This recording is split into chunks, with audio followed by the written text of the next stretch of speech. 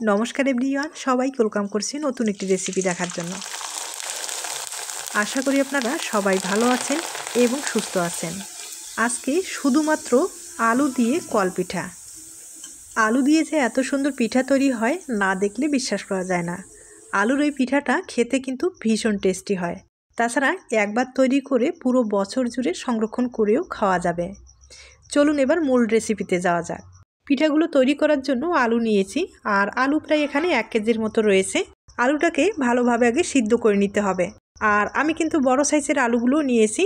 বড় সাইজের আলু হলে সবচেয়ে বেশি ভালো হবে। আর আলুগুলো সিদ্ধ করার জন্য আমি প্রেসার কুকারটা ব্যবহার করব, তাহলে খুব তাড়াতাড়ি কিন্তু সিদ্ধ হয়ে যাবে। আলুগুলো সবগুলো দিয়ে দিলাম। এবার জল দিয়ে দিতে হবে।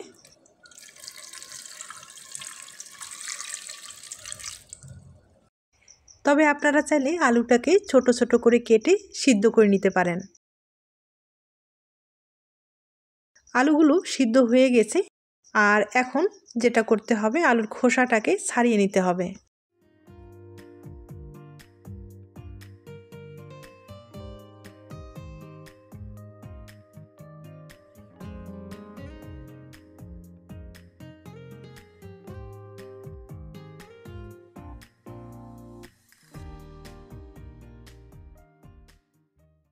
এবার আলুগুলো হালকাভাবে একটু ভেঙে নিচ্ছি।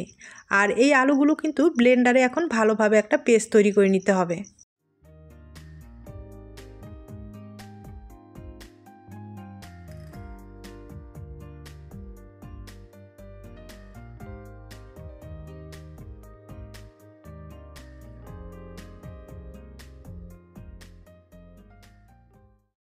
এবার সামান্য পরিমাণে একটু জল ব্যবহার করতে হবে।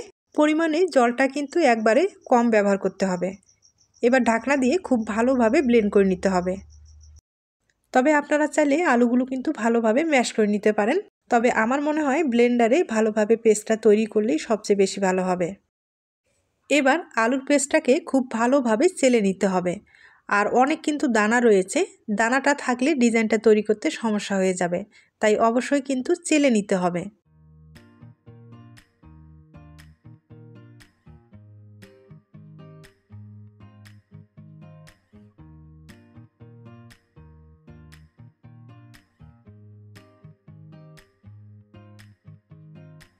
আলুগুলো খুব ভালোভাবে চেলে নিলাম।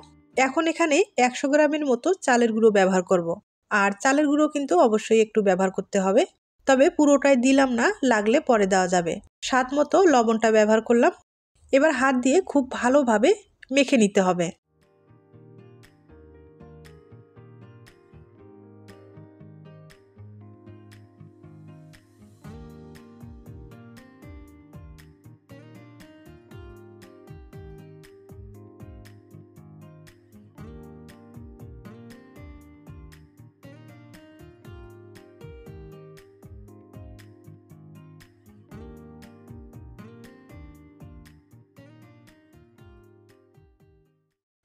আলুর পেস্টটা খুব ভালোভাবে তৈরি করলাম। এবার আমি পিঠাগুলো বানিয়ে দেখিয়ে দিচ্ছি। তার জন্য অবশ্যই প্লাস্টিক ব্যবহার করতে হবে, আর হালকা করে তেল লাগিয়ে নিতে হবে। এবার লাগবে একটা সিরিঞ্জ। আর সিরিঞ্জের সাহায্যে সহজেই কিন্তু এই পিঠাগুলো তৈরি করা যাবে। আলুর এই পেস্টটা একটু কিন্তু আঠালো হয়ে থাকে, তাই হাতে হালকা করে একটু তেল যদি লাগিয়ে নেন তাহলে কোনো রকম সমস্যা হবে না। খুব ইজিভাবে কিন্তু এই পিঠাগুলো তৈরি করা যাবে।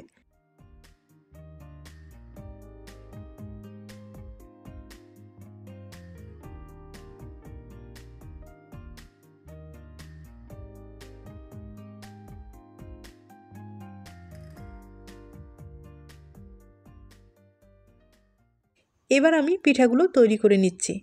আর এটা কিন্তু চাপ দেওয়ার দরকার নেই, আলতোভাবে কিন্তু চাপ দিয়ে এই পিঠাগুলো তৈরি করে নিতে হবে। তবে এই পিঠাটা আপনারা চাইলে ছোট বড় করে তৈরি করে নিতে পারেন। আর দেখতে পাচ্ছেন কতটা সহজে এই পিঠাগুলো তৈরি করা যায়। এটা যে আলুর পিঠা দেখে কিন্তু মনেই হচ্ছে না। একইভাবে আমি আরও 2টা পিঠা তৈরি করে আপনাদের দেখিয়ে দিচ্ছি।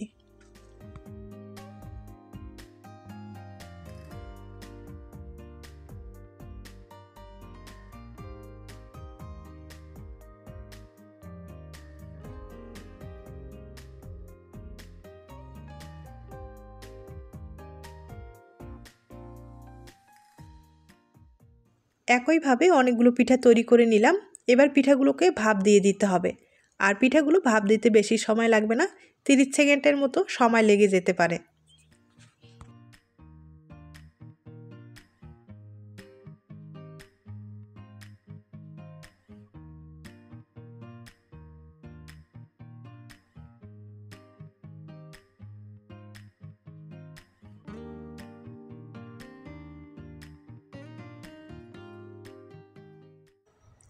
একইভাবে সবগুলো পিঠায় আমি ভাপ দিয়ে দিলাম।